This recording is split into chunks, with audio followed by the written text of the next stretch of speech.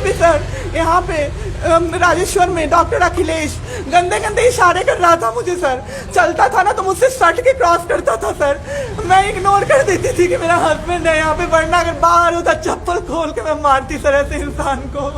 ज्योति Kumar compounder है वहाँ का, उसको मैंने रिक्वेस्ट किया कि भैया प्लीज़ आप मेरे हस्बैंड की मदद कर दीजिए, रात में ये लोग रुकने नहीं दे रहे हैं मुझे अपने पास, इनके पास।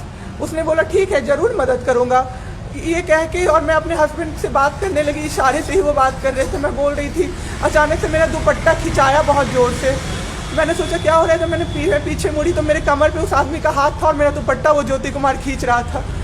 मेरी माँ पीछे से चिल्लाई, मेरे हस्बैंड ऐसे ऐसे होने लगे, पूरा पसीना उनको चल गया, कुछ बोल नहीं पा रहे थे वो। मेरे हस्बैंड उस दिन बेड पे पड़े हुए देखते रहे कि मेरी वाइफ का कोई दुपट्टा खींच रहा है, और जब मैंने उस आदमी को देखा ना तो वो मुस्कुरा रहा था। मैंने ऐसे दुपट्टा खींचा और मैं कुछ नहीं बोल पाई। हम लोग नोएडा में रहते हैं, मैं और मेरे हस्बैंड।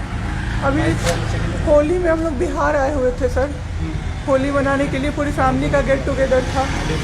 9 अप्रैल को मेरे हस्बैंड की तबीयत ख़राब हुई, फीवर हुआ उनको काफ़ी तेज। हमने कोरोना का 2-2 3-3 बार टेस्ट करवाया, नेगेटिव आया। RT-PCR के लिए दिया तो वहाँ पे भागलपुर में सर, भागलपुर में थे हम लोग, वहाँ पे 1 दिन 2 दिन वेट करते करते 10 दिन तक रिपोर्ट नहीं आया। फिर हमने नोएडा के एक डॉक्टर हैं उनसे कंसल्ट किया, वीडियो कंसल्टेशन से। उन्होंने बोला कि CT चेस्ट करवाना है। हम लोग भागलपुर गए और CT चेस्ट करवाए तो उसमें उनका इन्फेक्शन आया, 60% लंग्स उनका उसमें इन्फेक्टेड था, डैमेज नहीं था, इन्फेक्टेड था बस। बाकी लंग्स का हर चीज़ परफेक्ट था, सारा चीज़ नाक का गले का सब कुछ नॉर्मल था, उसमें रिपोर्ट में था।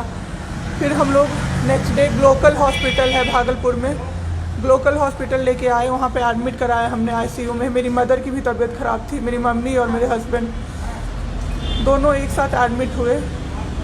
वहाँ पे इतनी लापरवाही हुई उनके साथ, इतनी लापरवाही हुई। डॉक्टर्स आते थे बस विजिट के लिए, 10 मिनट देख के गए। उसके अलावा जितने भी वहाँ पे नर्स थे, कंपाउंडर्स थे, सारे के सारे जल्लाद थे सर। कोई दवाई तक नहीं देना चाहता था पेशेंट। मेरी मदर टचवुड बेटर कंडीशन में थी थोड़ी, मेरे हस्बैंड बोल भी नहीं पा रहे थे उस समय तक। इशारे से पानी का ऐसे ऐसे बताते थे, लेकिन कोई उनको पानी नहीं पिलाता था सर। वो मुझे हार के फ़ोन करते थे कि पानी पिला दो। जब मैं अंदर जाती थी तो ये लोग हल्ला करते थे कि क्यों जा रहे हो अंदर। फिर भी मैं जाके उनको पानी पिलाती थी, जूस पिलाती थी। रेमडेसिविर इंजेक्शन का नाम आप लोगों ने अभी तक सबने सुन लिया होगा कि कितनी मुश्किल से मिल रहा है। डॉक्टर ने वहाँ सजेस्ट किया, मेरे 2-2 पेशेंट थे वहाँ, हमने बहुत मुश्किल से अरेंज किया। जब वो इंजेक्शन मिला तो एक दिन रात को जब इंजेक्शन देने लगे, हाफ इंजेक्शन फ्लोर पे गिरा दिया उन्होंने। हमने कहा कि इतना महंगा इंजेक्शन है, इसी का असर होके ठीक होते ये आपने कैसे गिरा दिया। उन्होंने कहा कि 50,000 का भी गिरा देता ना तो तुम कुछ नहीं कर पाती अभी। हम लोग चुपचाप वहाँ से सर हट गए। थोड़ी देर बाद वहाँ पे मेरे हस्बैंड को मैंने देखा कि उन्होंने 2-3 बार पॉटी किया था, यूरिन पास किया था, कोई क्लीन करने नहीं आ रहा था सर। 6 घंटे से वो उसी गंदगी पे पड़े हुए थे। उन्होंने मुझे फिर फ़ोन किया, बस फ़ोन कर पाते थे सर, बोल भी नहीं, बस मिस्ड कॉल आती थी, मैं समझ जाती थी कि कुछ परेशानी है उनको। जब मैं गई तो मैंने देखा पूरे गंदे बेड पे मेरे हस्बैंड 6 फीट 2 इंच के सर, पूरे गंदे पे वो सोए हुए थे सर। मैंने ज़बरदस्ती सबको बुलाया। एक आदमी था ज्योति कुमार करके, ज्योति कुमार, सब लोग ध्यान से इसको कवर कीजिए। ज्योति कुमार एक कंपाउंडर था वहाँ पे। कौन सा हॉस्पिटल का नाम? Glocal hospital Bhagalpur. Jyoti Kumar compounder है वहाँ का, मतलब जो अटेंडेंट सब होते हैं ना वो है, लड़की नहीं है लड़का है, ज्योति कुमार। उसको मैंने रिक्वेस्ट किया कि भैया प्लीज़ आप मेरे हस्बैंड की मदद कर दीजिए, रात में ये लोग रुकने नहीं दे रहे हैं मुझे अपने पास, इनके पास। उसने बोला ठीक है ज़रूर मदद करूँगा ये कह के, और मैं अपने हस्बैंड से बात करने लगी, इशारे से ही वो बात कर रहे थे, मैं बोल रही थी। अचानक से मेरा दुपट्टा खिंचाया बहुत ज़ोर से। मैंने सोचा क्या हो रहा है, जब मैंने पीछे मुड़ी तो मेरे कमर पे उस आदमी का हाथ था और मेरा दुपट्टा वो ज्योति कुमार खींच रहा था। मेरी माँ पीछे से चिल्लाई, मेरे हस्बैंड ऐसे ऐसे होने लगे, पूरा पसीना उनको चल गया, कुछ बोल नहीं पा रहे थे वो। जब हम लोग ठीक थे ना, मैं बाहर निकलती थी ना, कोई मुझे ऐसे देखता था ना नॉर्मली ही तो कहते थे आँख निकाल लूँगा, क्या सोच के इसको देख रहे हो। और मेरे हस्बैंड उस दिन बेड पे पड़े हुए देखते रहे कि मेरी वाइफ का कोई दुपट्टा खींच रहा है। और जब मैंने उस आदमी को देखा ना तो वो मुस्कुरा रहा था। मैंने ऐसे दुपट्टा खींचा और मैं कुछ नहीं बोल पाई डर से कि मेरे हस्बैंड यहाँ पे है, मेरी माँ यहाँ पे है, ये लोग कुछ कर देगा। इस डर से मैं कुछ नहीं बाहर निकली। मैं बाहर निकल के मैं दम से बैठ गई। वो आदमी मेरे पास फिर आया, मुस्कुरा के बोला मैं ध्यान रखूंगा। मैंने बोला ठीक है भैया आप ध्यान रखना। मैंने कुछ नहीं बोला उसको, कुछ भी नहीं। 2-3 दिन बाद ऐसे ही कोई सुविधा नहीं, कुछ नहीं। मेरे हस्बैंड की तबीयत उस दिन से बिगड़ी जब रात के 2 बजे में मेरी मदर के बगल वाले बेड पे एक अंकल, मास्क उनका हट गया था और वो अंकल चिल्ला के नर्स को बुला रहे थे और मेरी मम्मी चिल्ला रही थी जल्दी आइए ये मर जाएंगे, जल्दी आइए ये मर जाएंगे। कोई नहीं आया और अंकल ने दम तोड़ दिया। ऐसे 3-4 लोग उस 2-3 दिन के अंदर दम तोड़े हैं बिना केयर के, बिना नर्स के आए। सारी नर्स टेबल कुर्सी लगा के सो जाती थी, कहती थी पागल हो गए हैं हम ही, अब मर जाएंगे इस कोरोना के चक्कर में, अब तो क्यों जॉब कर रहे हो, छोड़ दो, आपकी जगह कोई और आ जाएगा। उसके बाद वहाँ से बाई पैप वहाँ उस हॉस्पिटल में नहीं अवेलेबल था। मेरे हस्बैंड की तबीयत एक दिन बहुत ख़राब हो गई, उन्होंने मायागंज रेफ़र कर दिया, भागलपुर मायागंज हॉस्पिटल। हम लोग अभी मायागंज आए, मायागंज की और हालत ख़राब। आईसीयू में 4 बेड था। मेरे हस्बैंड के बगल वाले बेड पे 4 लोग 6 से 7 घंटे में 4 लोग ख़त्म हुए। क्यों ख़त्म हुए? वो नर्स को बुला रहे थे, सिस्टर आ जाओ, दिक्कत हो रही है, दिक्कत हो रही है, और सिस्टर नहीं आती थी। एक अंकल तो बुलाते बुलाते उलट के गिर गए, पूरा सर फूट गया, ब्लड और मर गए वो अंकल वहीं पे। इतना मेरे हस्बैंड डर गए। शाम होते होते मेरे हस्बैंड की तबीयत अचानक से ख़राब होने लगी, पूरा ये सब ड्राई हो गया, एक लेयर वाइट कलर का जम गया उनके ऊपर, बहुत ज़्यादा तबीयत ख़राब हो गई। हम लोगों को समझ में नहीं आ रहा था कि हो क्या रहा था। अचानक से मेरे दिमाग में आया ना, डॉक्टर को कम से कम 5-6 बार मेरी बहन बुलाने गई है, क्योंकि कोई डॉक्टर था ही नहीं ड्यूटी। कब हुई आपके हस्बैंड की डेथ? परसों। सुनिए मेरी बात, पहले पूरी कहानी मेरी सुनिए। मेरी बहन 5 बार 6 बार गई है बुलाने डॉक्टर को मायागंज में, तो डॉक्टर क्या कह रहे हैं, यार रात में भी सोने नहीं दोगे, रात में भी सोने नहीं दोगे। जब हमने देखा जाके सर, तो लाइट ऑफ, इमरजेंसी के नाइट डॉक्टर्स का लाइट ऑफ, और सब नीचे बिछा के मूवी देख रहे हैं और सो रहे हैं, और दरवाज़ा तक नहीं खोला सर। मेरे हस्बैंड की ऐसी हालत हुई, जब मेरी दीदी बहुत जाके चिल्लाई तब एक डॉक्टर आए वहाँ से, तो उन्होंने देखा क्या कि मास्क, उन्होंने ऐसे मास्क लगा होता है ना, उसमें एक ऑक्सीजन सप्लाई का पाइप होता है ना, वो पाइप ही नहीं लगाया था सर, बस मास्क लगा के छोड़ दिया था, ऑक्सीजन सप्लाई आ ही नहीं रहा था। जब बहुत कम हो गया तब वो डॉक्टर आए और पाइप लगाया, मेरे हस्बैंड तुरंत में जिंदा हो गए। उसी दिन से उनके दिमाग में वो ऑक्सीजन की किल्लत का डर बैठ गया सर। बहुत 7 घंटे बिना ऑक्सीजन के रहे सर, लड़ते रहे। फिर उस दिन इतना वो डर गए, वो बोले नहीं अब हमको कहीं बाहर लेके चलो। दिल्ली में सर हमने बेड का किया, बहुत पता नहीं था, दिल्ली में कहीं भी जगह नहीं था। हम पटना आए, राजेश्वर हॉस्पिटल में सर पटना आए। यहाँ पे इन्होंने कहा आईसीयू में अटेंडेंट नहीं अलाउड है, नहीं जाओगे आप। मेरे हस्बैंड रोने लगे कि मेरी वाइफ को बस भेज दो, वो रहेगी तो मैं ठीक हो जाऊँगा। इन लोगों ने नहीं अलाउ किया सर। आज मैंने देखा, एम्बुलेंस से हम लोग भागलपुर से पटना आए थे राजेश्वर, रास्ते में उनको 3 बार पॉटी हुई थी सर। उसी गंदे बेड पे उनको 4-5 घंटे राजेश्वर में सुलाया रहा।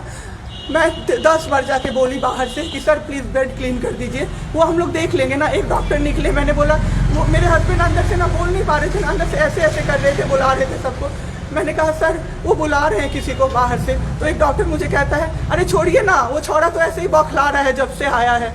मैं उस समय कुछ नहीं कर पाई सर। उसके बाद उनका ऑक्सीजन लेवल जब 37 हो गया, तब मेरे साथ मेरी दीदी थी, मेरे जीजा जी थे और मेरे जेठ थे। तब मैंने अपने जीजा जी से बोला कि अब मेरे से नहीं रहा होगा, मुझे किसी तरह से अंदर भिजवाइए। तब उन्होंने ज़बरदस्ती मुझे अंदर भेजा और 37 से 74 मैंने कर दिया 10 मिनट में। मेरे बाबू का ऑक्सीजन लेवल मैंने बढ़ा दिया। उसके बाद इन लोगों ने मुझे बोला, मैंने बोला सर अटेंडेंट अलाउड है, सारे के अटेंडेंट बैठे हुए थे। तो एक डॉक्टर ने मुझे बोला अटेंडेंट अलाउड नहीं रहेंगे तो कैसे काम चलेगा, सब तो कोरोना से बीमार पड़ रहे हैं, हम लोग कितना देखें, हम लोग क्या मर जाए खांसते खांसते सबको देख के, बैठिए चुपचाप और देखिए। 15 दिन तक सर एक टेबल पे एक लगातार मैं बैठी हूँ। आज 1 महीना पे मैंने ब्रश किया है सर, 1 महीने पे ब्रश किया है मैंने। बाबू को बहुत ठीक कर दिया, इतना स्ट्रॉ लगा के सर, मास्क के अंदर से स्ट्रॉ लगा के बाबू को मैंने जूस, दाल, रोटी सब कुछ पिलाया सर। इतने ठीक हो गए ना कि जो डॉक्टर फर्स्ट डे बोला था ये बचेगा नहीं, वो डॉक्टर सर 3-4 दिन बाद कहता है टचवुड क्या कर दिया आपने इनके साथ, ये तो एकदम ठीक हो गए, गजब का फाइट दिया आप दोनों ने मिलके। मुझे क्या पता था कि मैं फाइट दे रही हूँ और ये लोग मेरे बाबू को ख़त्म कर देंगे। इतना ऑक्सीजन का किल्लत सर, मेरा बाबू डर गया बहुत ज़्यादा। ऑक्सीजन सिलेंडर देखता था और कहता था हाँ वो ख़त्म हो जाएगा, वो ख़त्म हो जाएगा। मैं कहती थी नहीं ख़त्म होगा बाबू। 1.5 घंटे के लिए सर ऑक्सीजन सप्लाई बंद रहता था। बाद में हमें पता चला ये लोग ब्लैक मार्केटिंग कर रहे हैं अंदर में ऑक्सीजन सिलेंडर का। जो अस्पताल वाले हैं ना, वो ऑक्सीजन सप्लाई बंद कर देते थे ताकि बेचैन होके लोग खरीदें उन्हीं से। हम भी खरीदे सर, मैंने भी खरीदा। क्या करते, हमें भी तो चाहिए था। परसों सर सुबह में हमारे पास एक ही सिलेंडर था, पाइपलाइन बंद हो गया। मेरे हस्बैंड को बाईपैप लगा हुआ था, उनको 2 सिलेंडर से जाना था। एक ही सिलेंडर था। सिलेंडर मांगते मांगते कहीं नहीं मिला सर। मेरे हस्बैंड खत्म हो गए सर। मेरा बाबू चला गया हमको छोड़ के। आपके साथ यहाँ पे भी सर, यहाँ पे राजेश्वर में डॉक्टर अखिलेश गंदे गंदे इशारे कर रहा था मुझे सर। चलता था ना तो मुझसे सट के क्रॉस करता था सर। मैं इग्नोर कर देती थी कि मेरा हस्बैंड है यहाँ पे, वरना अगर बाहर होता चप्पल खोल के मैं मारती सर ऐसे इंसान को। वहाँ पे मायागंज हॉस्पिटल में डॉक्टर्स, कोई भी डॉक्टर नहीं आता है, कोई सीनियर डॉक्टर नहीं, जूनियर डॉक्टर नहीं, और पेशेंट की सिर्फ एंट्री कर देते हैं कि फिजियोथेरेपी किया गया। ये बेबा वो नाक का क्या करते हैं, नेबुलाइज किया गया, 4 बार नेबुलाइज किया गया, कोई चीज़ नहीं होती है, सिर्फ पेशेंट की एंट्री कर देते हैं। एंट्री सब किया हुआ रहता है कि ये बड़े डॉक्टर आए, उन्होंने पेशेंट को देखा, नेबुलाइज किया, फिजियोथेरेपी हुआ, पेशेंट को कुछ नहीं, मतलब सीपैप पे पड़ा हुआ पेशेंट, और उसको देखने के लिए 24 घंटे में कोई नर्स नहीं आती है। रूम बंद करके और सब सोते रहते हैं। दरवाजा ठकठकाएगा तो चिल्ला के बोलेगी दूर भागो यहाँ से, कोरोना पेशेंट के यहाँ से आई हो, हम लोग अभी रात में नहीं आ सकते। हम लोग क्या मर जाए पेशेंट के लिए? कोई नहीं आता है देखने के लिए किसी को। ये लोग पटना में हम लोग तो 26 तारीख को आए पटना। मैम आपके साथ जो ये सब हुआ, गलत हुआ, इसकी शिकायत आपने किसी को की है? अभी किसको करे सर? परसों तो मेरा बाबू गया है। परसों शाम अब क्या चाहती हैं सरकार से? क्या अभी सबसे पहले तो मैं चाहती हूँ कि सारे जगह ये, सबसे पहले तो मुझे कोई प्लेटफॉर्म मिले जिस पे मैं ये बोल सकूँ टीवी पे जाके, ताकि लोग बचें। अब जिसके साथ जो हो नहीं हो तो सेकेंडरी है। हमारे जैसे जो लोग उसमें पड़े हैं ना, जो ये छोड़ के भूल जाते हैं कि पेशेंट का ख्याल डॉक्टर्स रखेंगे, वो जाके अपने पेशेंट का ख्याल रखें, नहीं तो सब मर जाएंगे सर, सब मर जाएंगे। एक डॉक्टर एक दिन आए राजेश्वर में, कहते हैं अरे ये बेड अभी तक नहीं खाली हुआ है, मतलब ये आदमी अभी तक नहीं मरा है।